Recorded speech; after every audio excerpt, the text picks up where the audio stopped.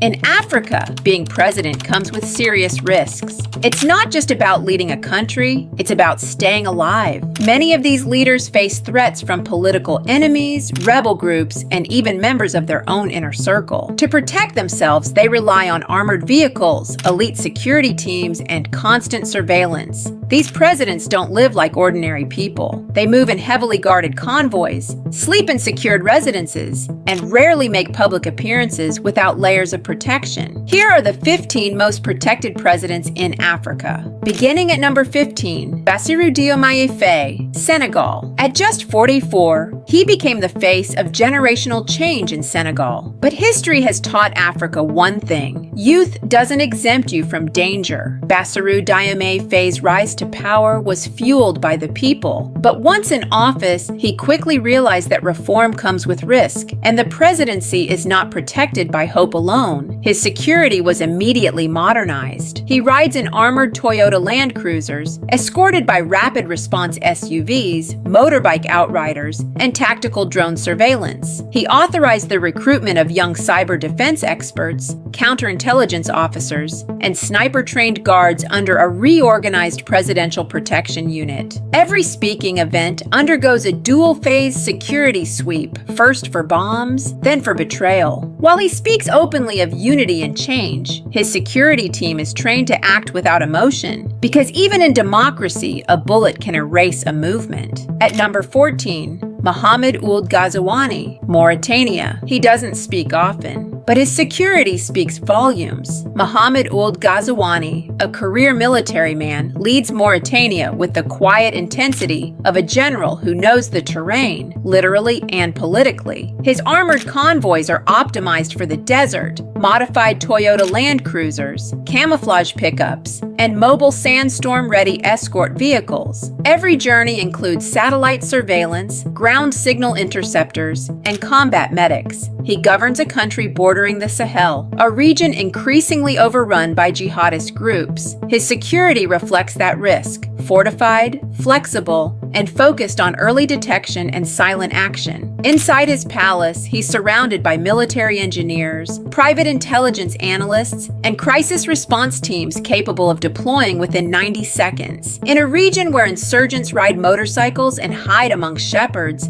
Ghazouani has chosen armored silence over celebration. At number 13, Alassane Ouattara, Ivory Coast. For a man whose presidency began in the shadows of a post-election conflict, security has never been optional. Alassane Ouattara presides over a country that has seen civil war, rebellion, and insurgency within a single generation. His protective measures reflect that legacy of volatility. His armored convoy can stretch up to 20 vehicles, with a mix of Mercedes-Benz S-Class sedans, Range Rovers, and mobile command vans. Accompanying him are French-trained bodyguards, an intelligence fusion team, and a backup emergency response squad stationed within a 5-minute radius at all times. He often travels with a mobile medical team, a satellite command vehicle, and anti-drone coverage, especially during international summits or regional peacekeeping missions. In a country that once burned with political rage, Ouattara is guarded like a president, but protected like a wartime general. At number 12, Brice Oligui Nguema, Gabon. A coup brought him to power, and a fortress keeps him there. General Brice Oligui Nguema overthrew President Ali Bongo in 2023. As a former commander of the Republican Guard, he didn't just take control of the presidency, he took command of the very forces built to protect it. His motorcade often includes armored personnel carriers, APCs, sniper support vehicles, troop transport trucks, and a rotating fleet of black SUVs designed for rapid evasive maneuvers. Aerial drones fly overhead during his convoys, feeding live footage back to his tactical response team. Every public outing is preceded by a 3-layer security sweep: ground-level perimeter with canine units, elevated surveillance with sniper positions, covert plainclothes, agents integrated into the crowd. Oligui rules in a post-coup environment. where legitimacy is fragile and loyalty is currency. That's why his life is shielded by those he trained himself. Men who don't just protect power, they seized it with him. At number 11, William Ruto, Kenya. William Ruto is a political survivor who rose through the ranks of Kenya's turbulent democracy. In a nation often riddled with political violence and tribal tensions, his ascent to the presidency came after one of the most heated elections in modern East African history. Ruto's security is visibly elite. His motorcade is a mobile fortress made up of 15 motorcycles in diamond formation, 10-plus armored SUVs. A Toyota Land Cruiser 300 series outfitted with ballistic-grade steel, night vision camera feeds, and satellite uplinks. His security unit, the Presidential Escort Unit, is backed by the Recce Company, a feared anti-terror and hostage rescue unit within the General Service Unit,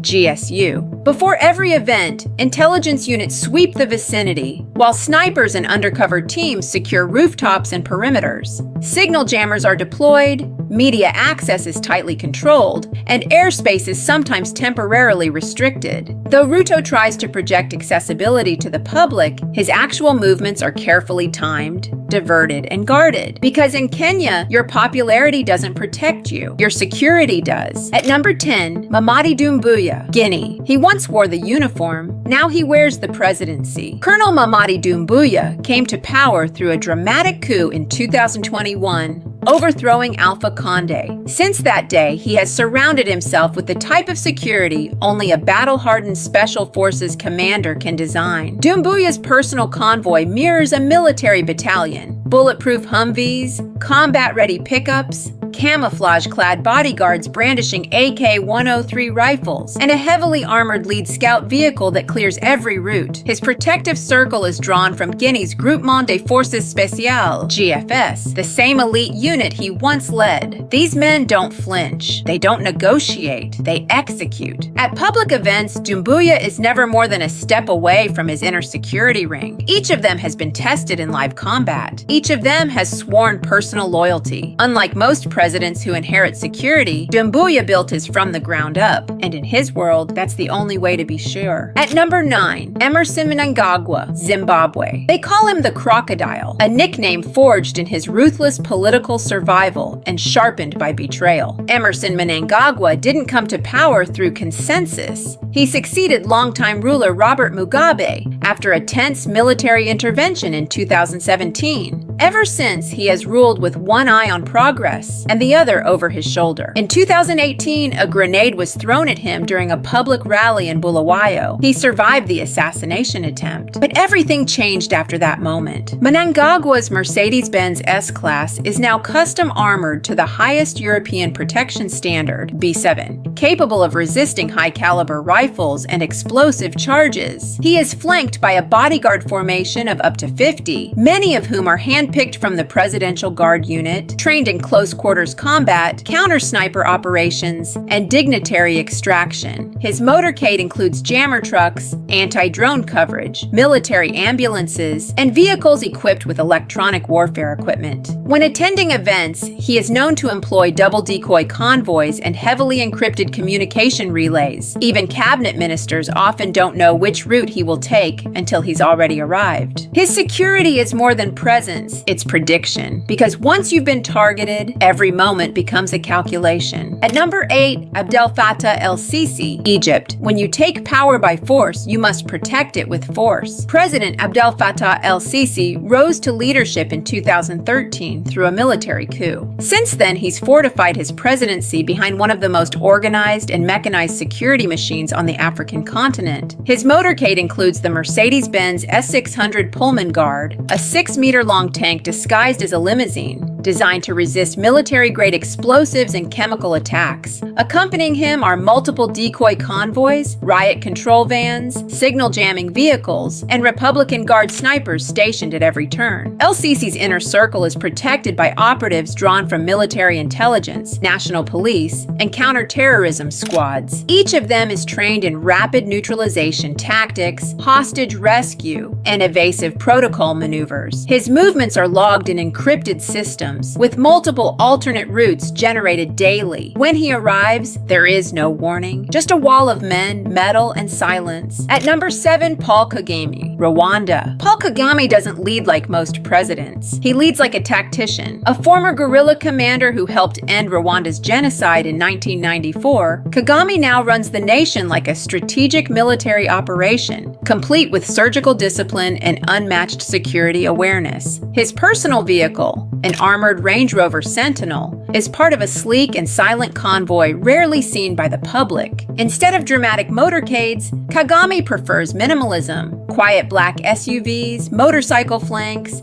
and bodyguards in plain clothes trained to blend, not show. Each public event he attends undergoes days of advanced planning, with sniper overwatch, surveillance drones, and emergency extraction drills rehearsed multiple times. Inside Rwanda, his presidential guard is one of the most loyal on the continent, many of whom served with him during the Civil War. They don't protect him for a paycheck, they protect him out of a shared mission. In Kigali, security is not just tight, it's invisible, and Kagame prefers it that way. At number 6, Teodoro Obiang Nguema, Equatorial Guinea. He's ruled since 1979. That's 45 years of political survival, and every one of those years taught him one thing: never let your guard down. Teodoro Obiang Nguema is Africa's longest-serving president and one of its most heavily shielded. He rarely appears in public, and when he does, the preparation is militarized to the last second. His residence, often described as a fortress, is surrounded by surveillance towers, steel-reinforced checkpoints, and foreign-trained private security operatives. When Obiang travels between Malabo and his other private estates, he moves in a convoy of Range Rovers and BMW 7 Series armored sedans,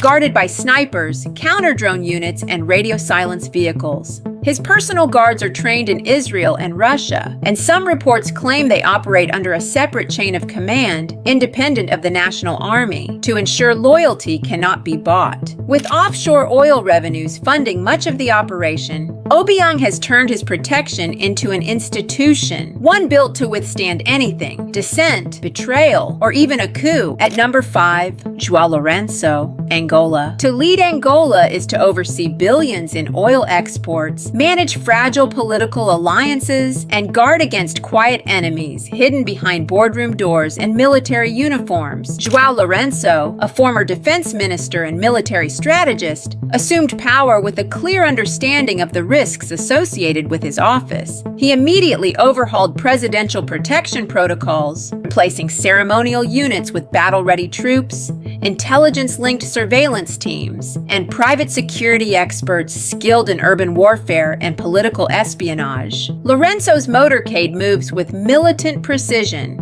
armored Lexus LX SUVs, radar-equipped blacked-out sedans, motorcycle outriders, and mobile signal jamming vehicles. His elite security unit, stationed under direct command of the presidency, uses sniper spotters, decoy convoys, and aerial reconnaissance drones to track every square inch of territory before he appears. The presidential palace in Luanda has been fitted with ballistic glass, panic chambers, and subterranean evacuation routes, while Lourenco's international trips are accompanied by a multi-agency tactical team, including a personal medical unit, communications staff, and armed extraction specialists. He governs a country flush with wealth, but surrounded by hidden tensions, and every layer of armor reflects that reality. At number 4, Cyril Ramaphosa, South Africa. South Africa is often portrayed as a democracy at peace, but beneath its democratic surface lies a country with deep-rooted inequality, political turbulence,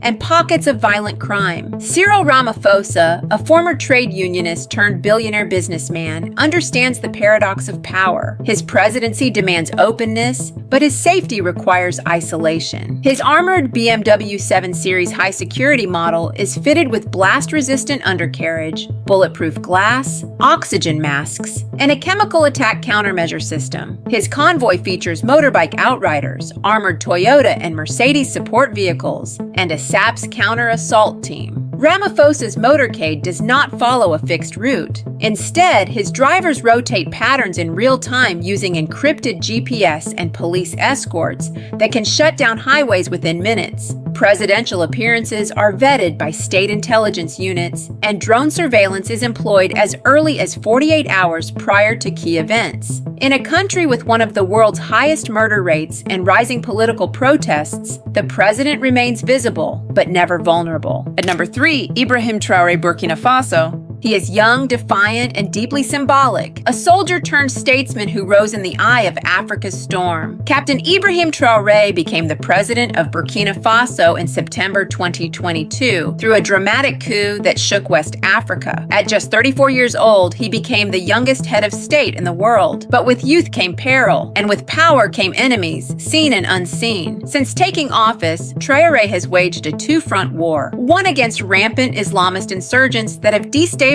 the country for years, and another against foreign influence, particularly that of France and Western allies. His rejection of foreign military bases and pivot toward military sovereignty has only amplified the need for absolute personal protection. Traore's security detail is unlike any other in the region. He is protected by an elite unit drawn from the Burkinabe armed forces, many of whom were hand-selected by Traore himself. These soldiers are combat-tested, loyal to the revolutionary cause, and trained in asymmetric warfare because in Burkina Faso, threats rarely arrive in uniforms. His convoys are lean but lethal. Armored Toyota Land Cruisers and Hilux pickups fitted with mounted machine guns, black SUV escorts with tactical jamming equipment, roving sniper teams placed ahead of every public engagement, motorcycle scouts who run interference on city roads. He often appears in military fatigues, blending identity with symbolism, signaling to his people that he is not above the army, but of the army. Unlike other leaders who insulate themselves from their past, Traore embraces his role as a revolutionary figure, but that comes at a cost. He reportedly sleeps in different secured locations every few nights, never repeating a routine. His close advisors undergo constant vetting, and his public appearances are guarded by multiple layers of shielded security, perimeter patrols, electronic surveillance grids, drone support, covert marksmen with orders to eliminate threats without hesitation. Burkina Faso is still fragile. Terrorist groups control nearly half the country's territory, and yet Traore walks among his people sometimes unannounced, sometimes unguarded, to reinforce the image of a people's general, not a distant ruler. But make no mistake, behind that calm, youthful face is a fortress of strategy, and surrounding him is a silent wall of readiness ready to die for him. Because in his mind, the revolution he leads is not just military, it is personal. At number 2, Paul Biya, Cameroon. In the capital city of Yaoundé, Paul Biya has ruled from the shadows of power for more than 4 decades. He is Africa's oldest sitting president and the second longest serving leader in the world. Now in his 90s,